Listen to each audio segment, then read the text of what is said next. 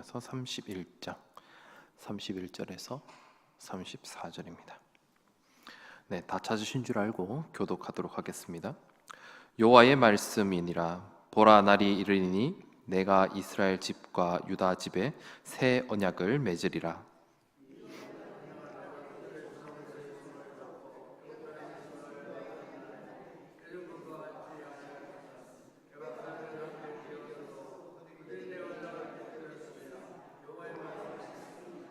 그러나 그날 후에 내가 이스라엘 집과 맺을 언약은 이러하니 곧 내가 나의 법을 그들의 속에 두며 그들의 마음에 기록하여 나는 그들의 하나님이 되고 그들은 내 백성이 될 것이라. 여호와의 말씀이니라. 그들이 다시는 각기 이웃과 형제를 가르쳐 이르기를 너는 여호와를 알라 하지 아니하리니 이는 작은 자로부터 큰 자까지 다 나를 알기 때문이라. 내가 그들의 악행을 사하고 다시는 그 죄를 기억하지 아니하리라. 여호와의 말씀이니라. 아멘. 아멘. 선지자 예레미야는 하나님이 높이신다라고 하는 이름의 뜻을 가졌습니다. 그는 주전 7세기에 북이스라엘이 패망한 이후에 남유다의 선지자로 활동했던 인물입니다. 예레미야는 우리에게 있어서 이 눈물의 선지자로 잘 알려진 인물이기도 합니다. 예레미야가 눈물의 선지자라고 불리는 이유는 그가 쓴 예레미야와 예레미야 애가에서 이스라엘의 멸망을 목도하며 눈물로 이것을 기록하는 모습을 보여주고 있기 때문입니다. 그가 선지자로 사역하면서 이렇게 눈물을 흘리며 사역을 했던 이유는 당시 북이스라엘과 남유다에 있었던 상황들을 통하여서 우리가 생각해 볼 수가 있습니다. 그가 선지자로 사역을 하고 있었던 그 주전 606년 이때는 제1차 바벨론 포로가 있었습니다. 그리고 주전 597년과 598년에는 2차 바벨론 포로가 있었습니다. 그리고 마지막으로 586년에 예루살렘 성전이 무너지면서 3차 바벨론 포로가 이루어지게 됩니다. 이스라엘 백성들과 이방 백성들 간에 전쟁이 있었고 그 전쟁에서 하나님의 백성이 패배했다는 것이고 그리고 배상의 문제와 함께 이 포로가 되어 끌려가는 백성들의 모습을 이 예레미야는 보았습니다. 그리고 그 포로 가운데는 우리가 잘 아시는 이 다니엘과 에스겔이 있었습니다. 이 주전 586년에 있었던 제3차 포로 시기가 있기 전까지 예루살렘은 성전이 있었고요. 그리고 그곳에서는 여전히 하나님께 예배가 드려졌습니다. 그러나 이스라엘의 망국의 기온은 더욱더 짙어져만 갔지요. 결국 하나님의 백성들이 거주하는 땅은 이방인들의 발적으로 점철되었습니다. 하나님께서 다스리심을 상징하는 이 예루살렘 성전은 회파되었습니다.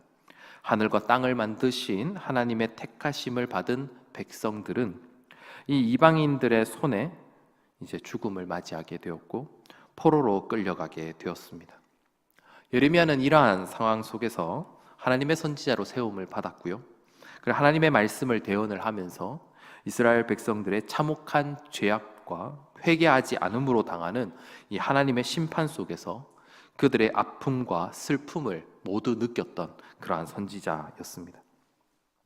이스라엘 백성들은 이제 하나님께서 약속하신 땅이 아니라 이제 이방인들의 나라에 와 있습니다. 그들에게서는 더 이상 하나님의 위로를 찾을 수가 없었고 그들의 삶에는 고통과 통한의 시간만 가득했습니다. 유일하신 하나님, 그 유일하신 하나님의 백성이 이방인의 손에 넘겨지고 그리고 이방 신과의 전쟁에서 하나님이 패배해 버렸다라고 하는 그런 생각이 포로로 잡혀간 사람들 가운데 만연하였습니다. 이러한 상황 가운데서 예레미야가 기록한 이 예레미야서는 그들에게 읽혀지기 시작했습니다.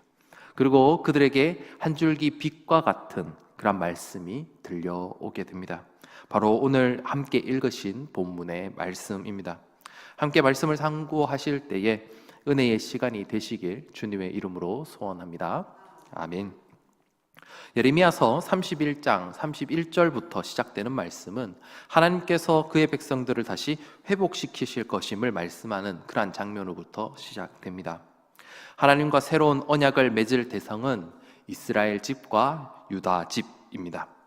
이스라엘 집과 유다 집이라고 하는 이 표현은 이 아브라함의 자손이며 하나님의 백성인 이스라엘을 지칭하는 표현입니다. 조금 더 세부적으로 설명을 좀 드려보면 이스라엘 집이라고 하는 표현은 북이스라엘을 지칭하는 표현이고요. 그리고 유다 집이라고 하는 것은 남유다 왕국을 지칭하는 그런 표현으로 사용이 되고 있습니다. 이들은 모두 하나님의 백성으로 약속의 땅에서 살아가고 있었던 사람들이었습니다. 예레미야는 이들이 하나님의 백성으로 살아가는 모습을 이렇게 표현을 하고 있는데요. 바로 예레미야서 5장 11절 말씀입니다. 제가 말씀을 준비했는데요. 우리가 다 같이 한번 읽어보도록 하겠습니다. 여호와의 말씀이니라. 이스라엘 집과 유다의 집이 내게 심히 반역하였느니라. 아멘. 하나님의 백성으로 칭함을 받고 있었던 이스라엘의 집과 이 유다의 집은 그 약속의 땅에서 살아가는 동안에 하나님의 말씀을 불순종했다는 사실을 우리는 하나님은 예레미야를 통해서 내게 심히 반역하였다라고 하는 표현을 통하여서 그들의 삶을 평가하고 계시는 것을 볼 수 있습니다. 그를 하나님 앞에서 어떤 잘못을 했기에 하나님께서 그들에게 반역하였다 이렇게 말씀을 하고 계실까요? 우리가 한 절 말씀을 더 찾아볼 건데요. 바로 예레미야서 11장 10절의 말씀입니다. 우리가 이 말씀도 다 같이 읽어보도록 하겠습니다. 그들이 내 말 듣기를 거절한 자기들의 선조의 죄악으로 돌아가서 다른 신들을 따라 섬겼은즉 이스라엘 집과 유다 집이 내가 그들의 조상들과 맺은 언약을 깨뜨렸도다. 아멘.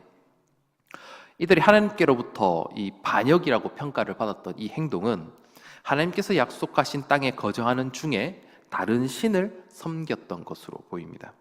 우상을 섬긴 그들의 행동은 하나님과 맺은 언약을 깨뜨린 것이죠. 아마 하나님과 맺은 이 언약은 이스라엘 사람들이 이 모세의 인도함을 받아서 출애굽 후에 시내산에서 맺은 바로 그 언약을 지칭하고 있을 것입니다.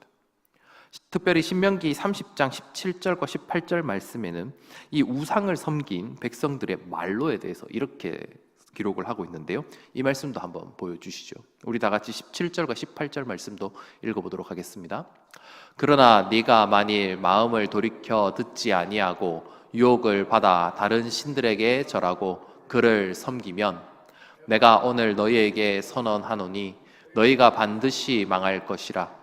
너희가 요단을 건너가서 차지할 땅에서 너희의 날이 길지 못할 것이니라. 아멘.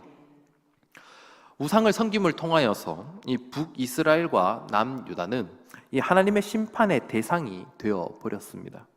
그리고 그들은 하나님께서 일으키신 이 이방인들의 손에 의하여서 이 나라가 멸망하게 되었고 성전이 회파되었으며 이제 그들은 지금 이방인의 땅에 있고 노예가 되었습니다. 이런 상황에서 예레미야는 이들에게 하나님께서 그들과 새 언약을 맺으시겠다라고 하는 이 말씀을 들려주게 됩니다. 하나님께서는 예레미야를 통하여서 이스라엘 백성들과 새롭게 세우실 이 새 언약에 대해서 말씀을 하시는데요. 우리가 32절의 말씀입니다. 우리 오늘 본문인 예레미야서 31장 32절의 말씀도 다 같이 읽어보도록 하겠습니다. 이 언약은 내가 그들의 조상들의 손을 잡고 애굽 땅에서 인도하여 내던 날에 맺은 것과 같지 아니할 것은 내가 그들의 남편이 되었어도 그들이 내 언약을 깨뜨렸음이라. 여호와의 말씀이니라. 아멘. 우리는 여기에서 이스라엘 백성들이 모세의 인도함을 받아서 시내산에서 하나님과 언약을 맺은 그 장면을 다시 생각해 볼 수 있습니다. 하나님의 말씀에 의하면 이스라엘 백성과 이 시내산에서 맺은 이 언약은 하나님께서 남편이 되시고 이스라엘 백성들은 이제 아내로서 이 결혼의 비유로 지금 설명이 되고 있죠. 이러한 모습은 이 예레미야 본문에서만 나타나는 것이 아니라 우리가 하나님께 받은 십계명의 말씀을 통하여서도 살펴볼 수가 있는데요. 출애굽기 20장 5절과 6절 말씀입니다. 이 말씀도 다 같이 읽어보도록 하겠습니다. 그것들에게 절하지 말며 그것들을 섬기지 말라. 나 내 하나님 여호와는 질투하는 하나님인즉 나를 미워하는 자의 죄를 갚되 아버지로부터 아들에게로 3, 4대까지 이르게 하느니와 나를 사랑하고 내 계명을 지키는 자에게는 천대까지 은혜를 베푸느니라. 아멘. 이 방금 읽으신 말씀 중에는 이 부부 관계와 관련된 표현이 등장을 하고 있습니다. 바로 이 질투와 사랑입니다. 하나님의 창조 질서에 의하여서 한 남성과 한 여성이 하나의 가정을 이루도록 하셨습니다. 그리고 이 질서의 모습을 지금 바로 하나님과 이스라엘 백성 사이에 맺는 이 언약 관계로 표현을 하고 있습니다. 이 언약에 있어서 이 하나님의 아닌 다른 신들을 섬기는 행위는 하나님과 이스라엘 백성 사이에 다른 존재가 개입을 하게 되는 그러한 것입니다. 그래서 소위 바람을 피우는 것이죠. 이러한 외도의 모습은 상대방으로 하여금 이 질투를 느끼게 하고 미워하는 마음을 갖도록 합니다. 그러나 모든 이러한 감정들은 이 사랑이라고 하는 관계가 깨어짐에 대한 결과로 찾아오는 그런 것입니다. 한편 예레미야에서 이 남편이라고 하는 단어는 굉장히 중의적인 표현을 가지고 있는데요. 우리가 잘 알고 있는 이방 신들의 이름 가운데 이 바알이라고 하는 신이 있습니다. 다들 잘 알고 계실 것입니다. 이는 가나안 땅에서 가장 많이 섬겨지던 그러한 이방 신이었습니다. 그런데 이 바알이라고 하는 단어는 또 다른 뜻으로 어떤 뜻을 가지고 있냐면 남편이라는 뜻도 가지고 있습니다.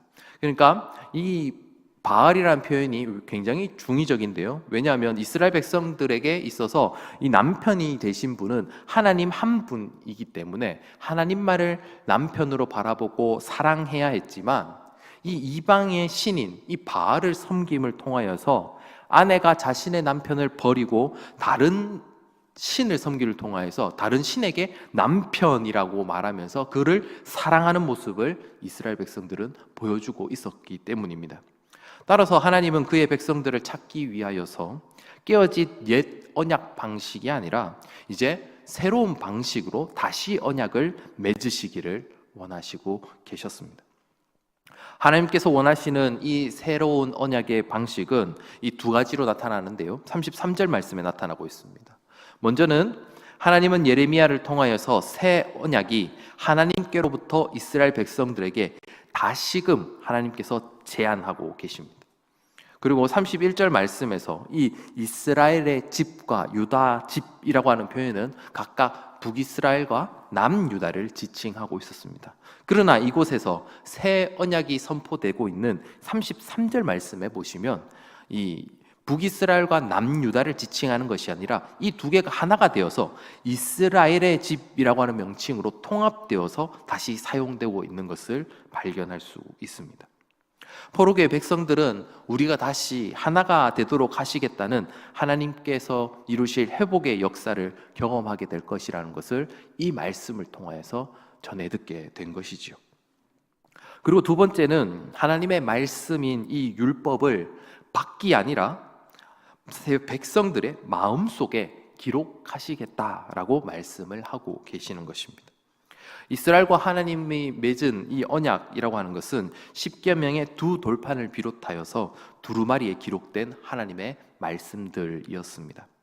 이 하나님의 기록된 말씀은 인간의 손에 의하여서 혹은 부주의에 의하여서 훼손이 가능한 것이었습니다. 실제로 하나님께서 이스라엘 백성들이 하나님의 말씀을 떠나는 것에 대해서 언약을 깨뜨리다라고 하는 표현을 사용하고 있는데요. 이 언약이라고 하는 것은 본래 이 깨뜨리다라고 하는 서술어가 아니라 본래는 자연스러운 표현은 언약을 어기다 혹은 언약을 불이행했다 이렇게 표현을 해야 됩니다. 그러나 이 언약에 대해서 깨뜨렸다, 깨뜨려졌다 이렇게 표현을 사용하고 있는 이유는 아무도 모세가 이전에 십계명의 두 돌판을 받으러 올라갔다가 내려와 보니까 이스라엘 백성들이 황금 송아지를 만들어 놓고 이것이 하나님이라고 섬기고 있었던 것을 발견합니다. 그래서 그는 양손에 들고 있던 이 두 돌판을 깨어버리는 거죠.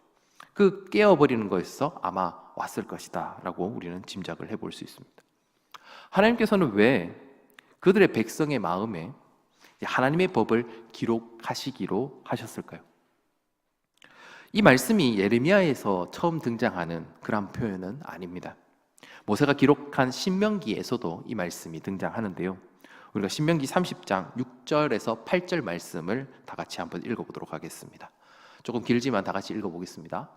내 하나님 여호와께서 내 마음과 내 자손의 마음에 할례를 베푸사 내게 마음을 다하며 뜻을 다하여 내 하나님 여호와를 사랑하게 하사 내게 생명을 얻게 하실 것이며 내 하나님 여호와께서 내 적군과 너를 미워하고 핍박하던 자에게 이 모든 저주를 내리게 하시리니 너는 돌아와 다시 여호와의 말씀을 청종하고 내가 오늘 내게 명령하는 그 모든 명령을 행할 것이라.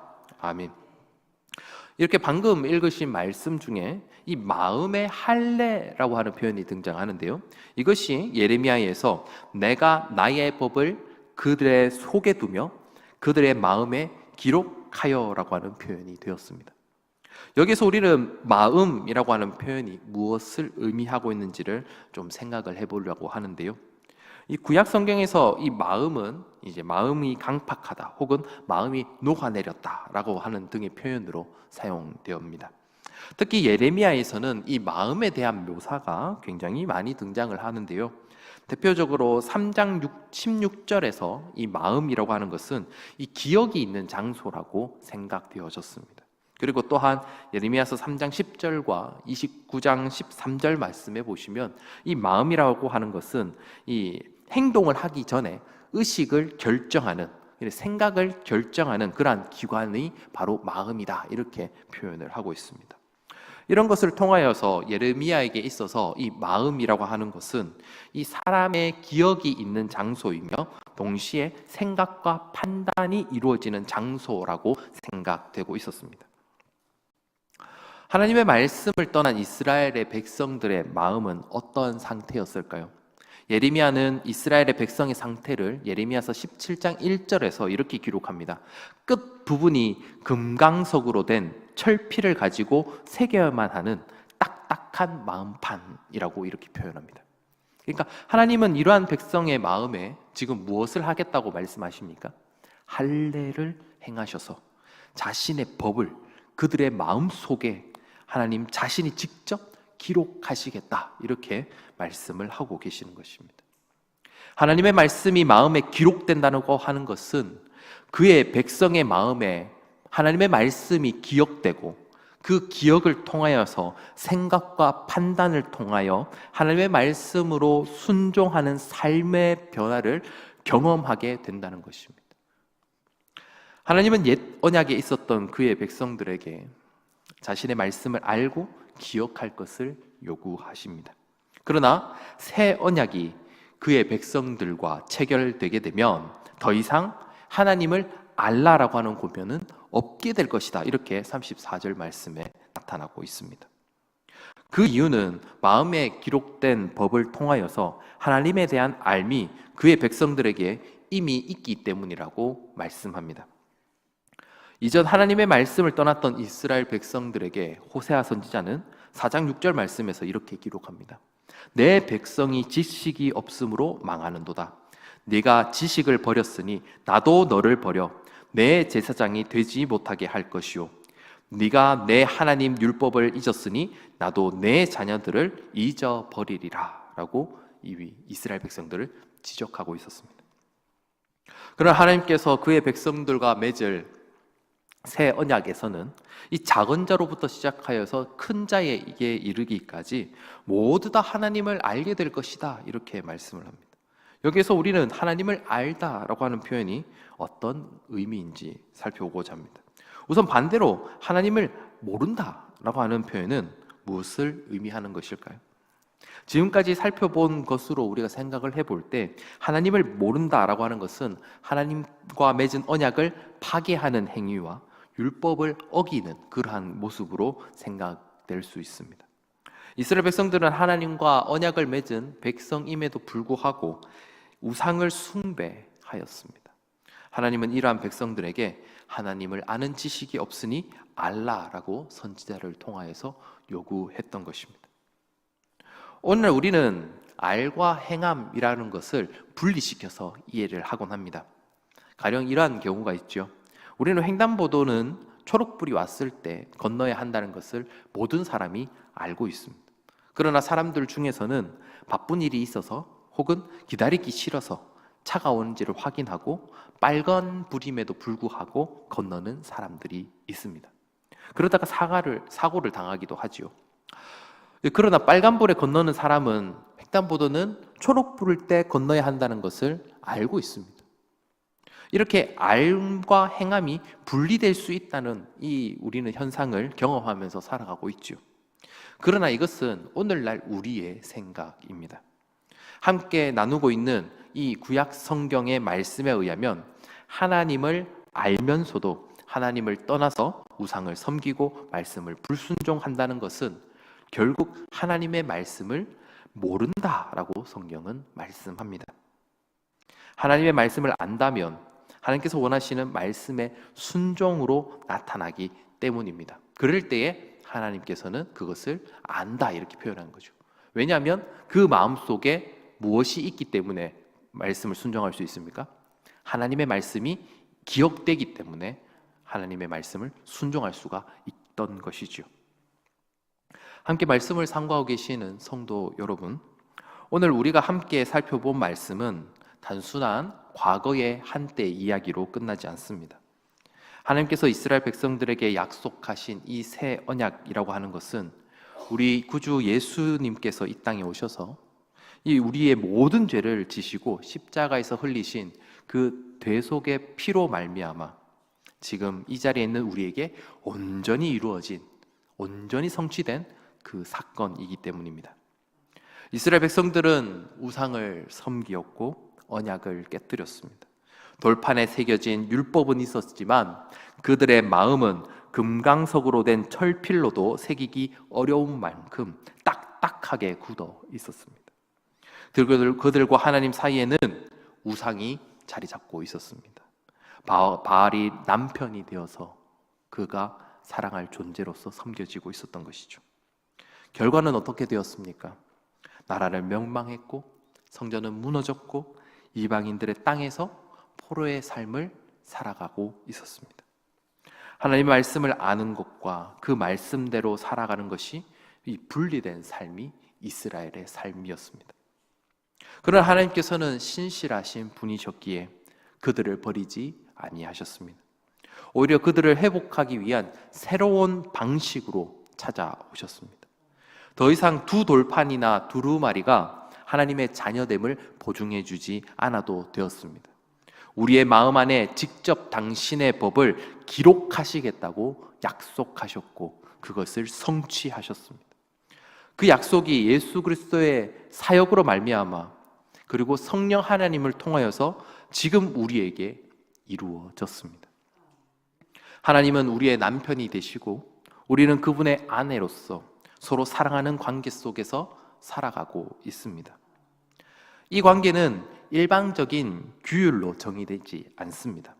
사랑으로 맺어진 이 언약 관계 속에서 우리는 살아가도록 합니다. 하나님은 언약에 신실하신 분이시기 때문에 먼저 우리를 찾아오셨고 우리를 사랑하셨습니다. 우리가 주님 안에서 살아가면서 해야 할 것은 단지 그분의 사랑으로부터 떠나지 않는 것입니다. 그 사랑 안에 머물며 하나님을 안다고 말하는 고백은 나에게 허락하신 그 은혜를 기억하는 것입니다. 그리고 내가 그 은혜 속에서 살아왔던 그 삶의 발걸음을 기억하는 것입니다. 그리고 현재에 있어서는 성령 하나님께서 인도하시는 그 인도하심에 따라 살아가는 것입니다. 언제나 내 마음속에 새겨진 하나님의 법을 따라 세상 속에서 빛과 소금의 역할을 감당하며 살아가는 것이 바로 주님의 자녀된 삶입니다. 그 군원에는 누가 있습니까? 바로 성령 하나님께서 계십니다. 성령 하나님께서 우리에게 계시기 때문에 우리가 하나님의 말씀을 순종할 수 있게 된 것이죠.